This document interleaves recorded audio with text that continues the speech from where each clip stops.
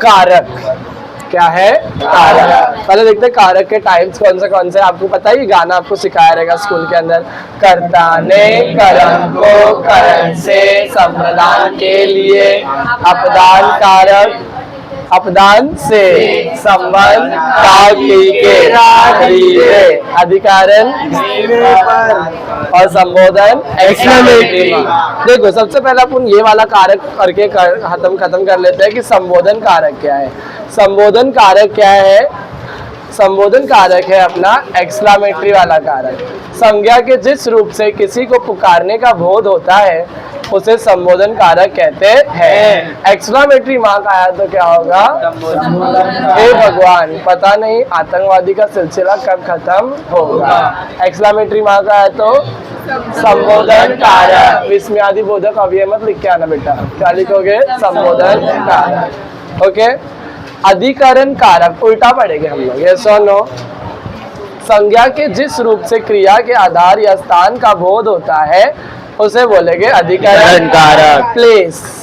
अधिकरण कारक इंडेफिनिटली क्या है? प्लेस। मुंबई में बहुत सभ्य नागरिक है। यस और नो? स्टेबल के सिटीजन है, ना ज्यादा बुरे हैं ना ज्यादा अच्छे हैं, स्टेबल सिटीजन है। ऑलराइट। ताजमहल दिल्ली में है। यस और नो? क्या आगरा में है? आगरा में। इतना क्लियर हो गया आपको? ये समझ में आया आपको एकदम अच्छे तरीके से? नेक्स्ट है वी हैव संबंध कारक। क्या है? संबंध कारक। संज्ञा के जिस रूप से एक वस्तु का दूसरी वस्तु के साथ संबंध का बोध होता है उसे हम लोग क्या बोलेंगे? संबंध कारक। यह यश की पुस्तक है। यह यश की पुस्तक है। उसने बाल्टी को बाहर रख दिया तो को आया, की आया, उसको हम लोग क्या बोलेंगे? संबंध कारक। यस और नो? वो दरवाजे के भीतर छुपी है तो के भीतर। यस और नो? यहाँ पर भी आपको ये बात ध्यान रखना है कि ये संबंध कारक है, संबंध सूचक अव्यय नहीं है। क्या है ये? संबंध। नेक्स्ट वी हैव अपदान कारक। क्या है? अपदान कारक।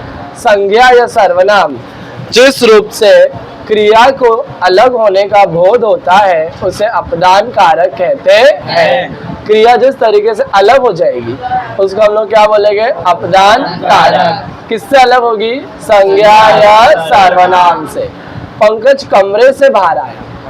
यस और नो? पंकज कमरे से बाहर। तो तुम लोग को बाहर पता है क्या है? क्रिया है। और कमरे से बाहर आया मतलब संज्ञा। यस और नो? तो इसको हम लोग क्या बोलेंगे? अपादान कारक। से आएगा तो इसको अपन क्या बोल सकते हैं? अपादान कारक। बट आपको याद रखना है कि संज्ञा और क्रिया के बीच में से आना चाहिए। कर लोगे एवढा? नेक्स्ट संप्रदान कारक। कौन सा कारक है? संप्रदान कारक। जिसके लिए क्रिया की जाती है उसको ज्ञान करने वाली संज्ञा या सर्वनाम को संप्रदान कारक कहते हैं। जयेश के लिए फल लाओ। किसके लिए फल लाओ? जयेश के लिए फल लाओ। यहाँ पर बताया गया है कि क्रिया किसके लिए की जा रही है? जयेश। रानी के लिए तख्त लगाया गया। यस, समझ में आ गया? शिवाजी को सम्मान देने के लिए 7 समुद्र का पानी लाया, 7 नदियों का पानी लाया गया। तुम लोग को पता ना शिवाजी कोरोनेशन सेरेमनी जिसमें 7 अलग अलग नदियों से पानी लाया गया था, उसको ताजपोशी करने के लिए शिवाजी का कैलेंडर चालू हुआ था। You guys have to make sure that you are working really on the Khan sirs channel. Khan sir channel please lockdown में देखना, आपको थोड़ा एक इंस्पिरेशन भी मिलेगा टुवर्ड्स आवर कंट्री एंड आपको थोड़ा बहुत मालूम भी पड़ेगा। अभी and new you, Khan sir, again we have this Dhruv Rathi. All these channels are really informational and educational at the same time. Make sure that you follow it. All right? करण कारक। कर्ता जिस साधन के द्वारा क्रिया करता है उसे करण कारक कहते हैं। ओके, नरेश डंडे से सांप को मारता है। किससे मारता है? डंडे से। यहाँ पर आपको करण कारक पहचानने के लिए ये बात ध्यान रखना है, करण में क्या आता है? से। बट आपको क्वेश्चन टाइप रहना चाहिए। नरेश किससे मारता है? डंडे से मारता है। ऑलराइट? वो चुपके से चोरी करती है। वो कैसे चोरी करती है? चुपके से।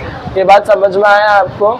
वो धीरे से भागता है। वो कैसे भागता है? धीरे से। समझ में आ गया? तो आप क्वेश्चन पूछ रहे हो और वो सूट कर रहा है से के साथ में, तो आपका कौन सा कारक है?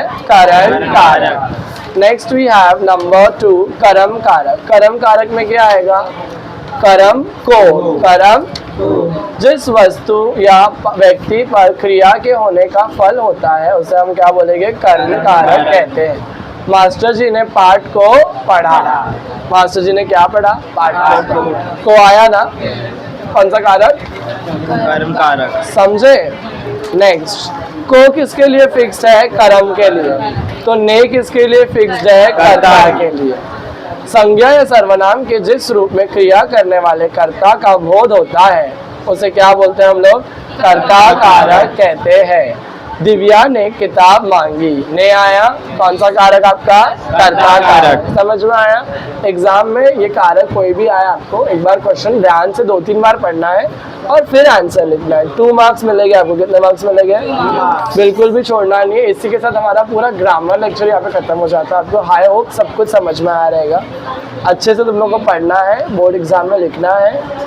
उपसर्ग युग, प्रत्यय युग, ये सब कुछ आपको अच्छे से आता है ना? टेक्स्ट बुक का सारा इंपॉर्टेंस प्रैक्टिस किया है ना? यही करके जाओगे आराम से। बेस्ट घर पे जाके प्रैक्टिस करना, पूरे टाइम प्रैक्टिस ही करना है, क्योंकि practice makes the man perfect. I told you every time. And 100 बार भी प्रैक्टिस करने के बाद आपको लग रहा है कि यार मेरा हो गया है, मैं क्यों करूँ? आप करो। आप क्या करो?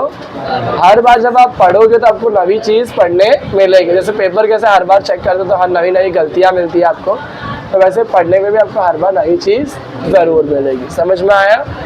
Alright, that's it for today. बस।